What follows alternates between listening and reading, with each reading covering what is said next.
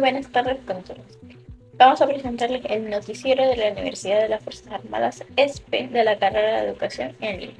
En este segmento vamos a ver los aportes pedagógicos conceptuales sobre los ambientes de aprendizaje con los siguientes precursores: María Montessori, Friedrich Frobel, Heinrich Pestalozzi, las hermanas Agassi y por último, pero no menos importante, Ovide de Clori. Vamos a ver a María Montessori. ¿Quién fue ella? Fue una médica educadora italiana que revolucionó la pedagogía con su método Montessori, con su entorno preparado. A continuación, en el contexto histórico y pedagógico. En el contexto histórico se sitúa en el marco de la escuela nueva y la transformación de la sociedad a finales del siglo XIX y principios del siglo XX, influenciada por su trabajo como médica y su trabajo pionero con niños con discapacidades en Roma. En el contexto pedagógico, su metodología empezó en un periodo de controversias educativas, rechazando el enfoque autoritario tradicional para los docentes. En cambio, ella optó por la libertad y un entorno preparado y estimulante para el desarrollo del niño. Seguimos con los aportes pedagógicos. Método Montessori. Enfoque educativo centrado en el niño que promueve la autonomía y el aprendizaje a través de la experimentación y el conocimiento que obtiene por sí mismo, en que el ambiente preparado es un entorno diseñado específicamente para satisfacer las necesidades del niño, interactuando de manera libre y espontánea, con materiales didácticos que le permiten explorar el medio ambiente o el medio de forma autónoma. El rol docente. Actuar como guía que orienta a los niños, pero respeta su libertad en el proceso autónomo de aprendizaje. A continuación veremos los siguientes precursores descritos por mis compañeras reporteras. El día de hoy en el noticiero pedagógico vamos a conocer cómo el maestro Friedrich Frobel transformó la escuela en una educación de aprendizaje y diversión. Federico Frobel nació en 1782 en Alemania. Fue el creador del concepto del kindergarten y también de la educación preescolar. Su padre fue un pastor de la iglesia liturana. A la edad de los 9 meses queda huérfano de madre, lo cual le resultó demasiado difícil, una infancia donde el aprendizaje para él era complicado, teniendo complicaciones tanto en la lectura como en la escritura. Frobel nos enseñó que el mejor ambiente para aprender es aquel donde los niños son libres para jugar, imaginar y crear. En su lugar, que será un jardín, cada rincón está lleno de colores, materiales y naturaleza, porque el juego no solo entretiene, sino que también enseña a nuestros pequeños. Los niños exploran, construyen, se expresan y desarrollan su pensamiento mientras se divierten. El maestro, en lugar de imponer, será un guía, un acompañante, ayudando a descubrir talentos y valores como el respeto, la alegría y la gratitud. Su visión cambió para siempre la forma en que entendemos el aprendizaje en la primera infancia. El ambiente educativo debe ser siempre un jardín, donde cada niño crece libremente según su naturaleza, recordando el principio fundamental que fue el aprendizaje basado a través del juego, un proceso activo que se despierta mediante la curiosidad, la creatividad y la autonomía. El ambiente de aprendizaje debe ser libre, organizado y estimulante, permitiendo a los niños explorar, descubrir, relacionarse armónicamente con la naturaleza, con los demás y consigo mismo. El rol del maestro se redefine, deja de ser quien impone y se convierte en facilitador del aula.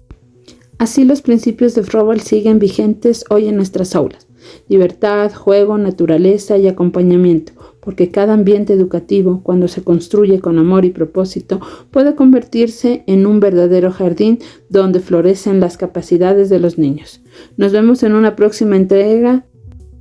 Soy Melanie y les damos la bienvenida a Noticias Educativas. Hoy hablaremos del gran maestro que cambió la enseñanza, de la manera de enseñar de paciencia y amor, John Henry Pestalozzi.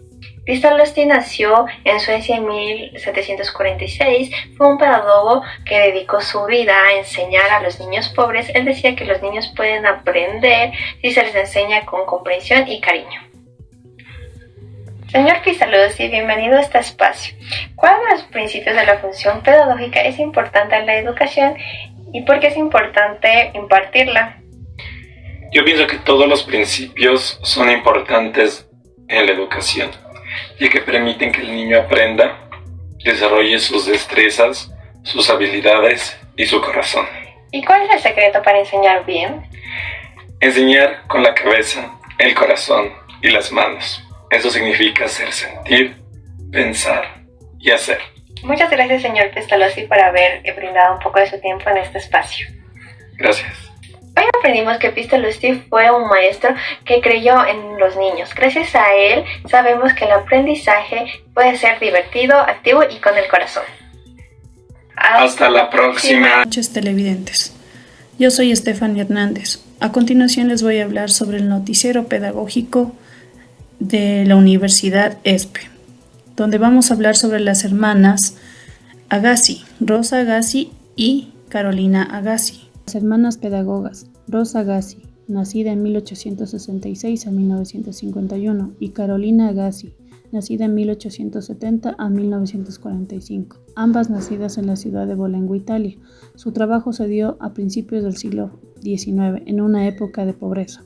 Ambas se educaron en la Escuela Normal del Magisterio de Brescia. Su principal interés era la salud, la higiene, la cultura física y el lenguaje de los niños y niñas. Si bien Rosa se desempeñó en la educación básica y Carolina en parvularia, fue a partir de esa observación y reflexión que se dirigieron a formar los jardines de infantes desde 1892, que comenzaron a gestar como las bases del método agassiano. Fue instaurado en Brescia, Italia, en 1894, bajo el nombre del Asilo de Monpiano. Su aporte buscaba formar niños capaces de actuar por iniciativa propia. Por la necesidad de ese tiempo, ellas realizaron un sobreesfuerzo utilizando materiales sencillos y utensilios de uso diario para lograr hábitos de trabajo y buena conducta. Los niños realizaban actividades diarias como poner la mesa, lavar la loza y mantener la huerta escolar. Los grupos eran intencionalmente heterogéneos, permitiendo que los niños grandes ayudaran a los más pequeños a cuidarse entre ellos y a sí mismos. El legado primordial era el articular la preparación integral del niño para la vida en el ambiente de afecto, libertad, respeto y espontaneidad personal. El aprendizaje ocurre de forma natural, cimentada en el amor y el proceso individual del niño. Ellas buscaban promover que la escuela fuera la continuidad familiar, ambas estarían conectadas, y con ello su legado se resume en una sola frase: preparar la vida haciendo vivir. Muchas gracias. Hola, hoy conoceremos a un gran pedagogo que dejó una huella profunda en la educación, Ovid de Crowley. De Crowley fue médico, psicólogo y pedagogo. Su interés por la educación surgió gracias a su trabajo con niños con discapacidades, lo que lo motivó a crear una pedagogía centrada en las necesidades reales del niño. Para De Crowley, el aula debía ser un ambiente vivo, flexible y estimulante, donde el niño pudiera explorar, experimentar y expresarse libremente. De Crowley sostenía que el aprendizaje debía partir de temas significativos para el niño, como la alimentación, el hogar o la naturaleza, a los que llamó centro de interés. Su método se basa en 3 etapas del pensamiento: observación, asociación y expresión. Primero, el niño observa su entorno, luego asocia lo que ha visto con sus experiencias y finalmente lo expresa a través del lenguaje, el dibujo o el juego. También defendía que el niño aprende mejor cuando está libre y motivado, porque el aprendizaje nace del interés y la curiosidad. Como él decía, la escuela ha de ser para el niño, no el niño para la escuela. Por ejemplo, si el tema es la alimentación, el docente puede organizar estaciones con frutas reales para clasificar, un juego de roles como el mercado o canciones sobre alimentos. Así, los niños observan, asocian y expresan lo aprendido, mientras colaboran y se divierten. Gracias por acompañarnos en este recorrido histórico.